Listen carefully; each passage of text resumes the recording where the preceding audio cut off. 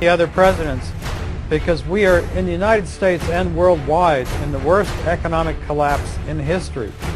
And this is what's fueling the anger at Obama and at the government.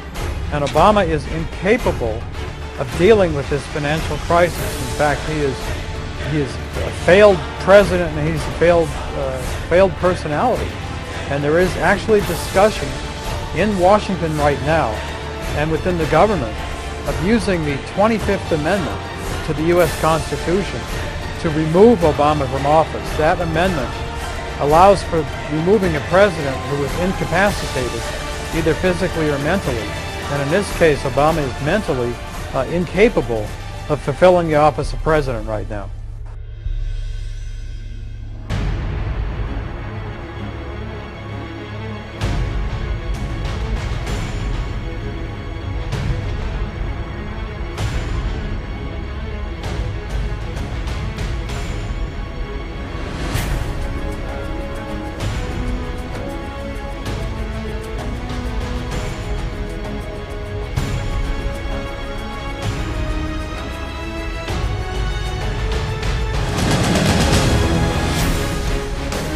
Fidel Castro has appeared on the Cuban government's website suggesting that the world is on the brink of a nuclear war, threatening all of humanity.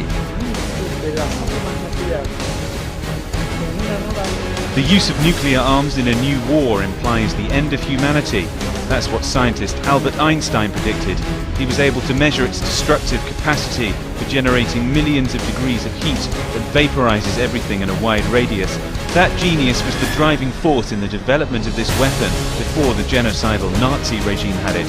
Any world government is obliged to respect the right to life of all nations and of the entirety of the world's people. Today there is an imminent risk of war using this type of weapon, and I do not harbor the slightest doubt that an attack by the United States and Israel against the Islamic Republic of Iran would inevitably become a global nuclear conflict.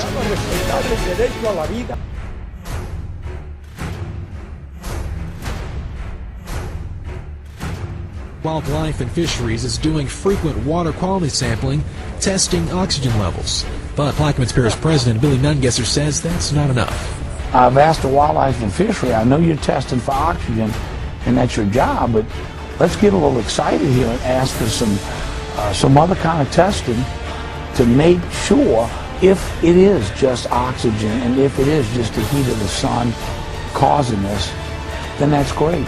But the fishermen don't think so. They're seeing species they've never seen before.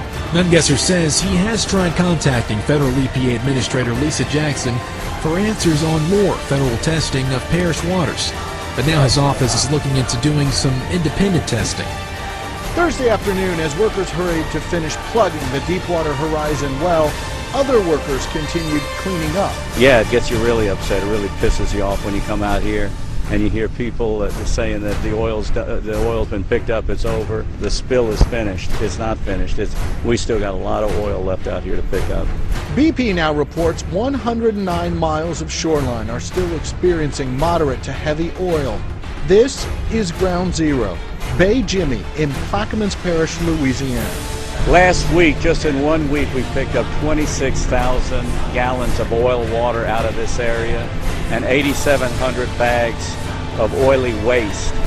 And you look out here and it doesn't even look like we've put a dent in this. It's unbelievable. P.J. Hahn is in charge of coastal management for the parish, but lately he's been swamped with fish kills, massive ones, like the one we found Thursday near Bay Joe Wives. A week ago today, we came across a fish kill on the other side. Probably a little larger than this, but this is still a pretty good bit of fish. The kill stretched around a canal for at least a quarter of a mile. Fish so thick they had washed into the marsh and piled on the grass. While mostly small bait fish called pogies, there were also speckled trout and a large number of stingrays. At least 10 that we saw. There could be many more. The smell was enough to make you wish you had no nose. The sight itself broke Elmer Rogers' heart.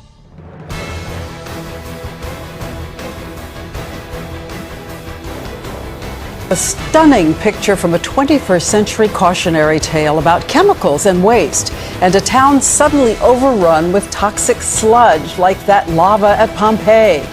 It is sludge so fierce it has been burning through people's clothes and causing chemical burns to their skin.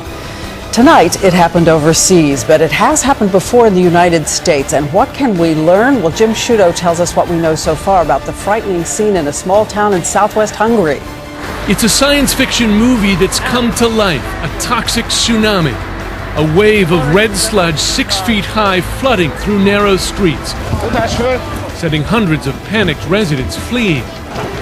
When I heard the rumble of the flood, said one resident, I only had time to jump out of the window and run to higher ground.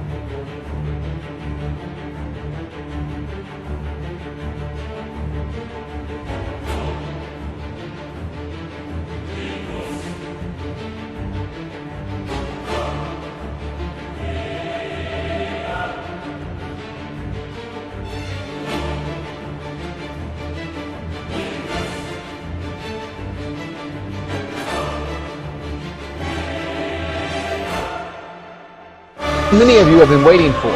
Strange and mysterious lights hovering above East El Paso tonight. It's even more strange, very similar lights were spotted in Manhattan just 2 days ago.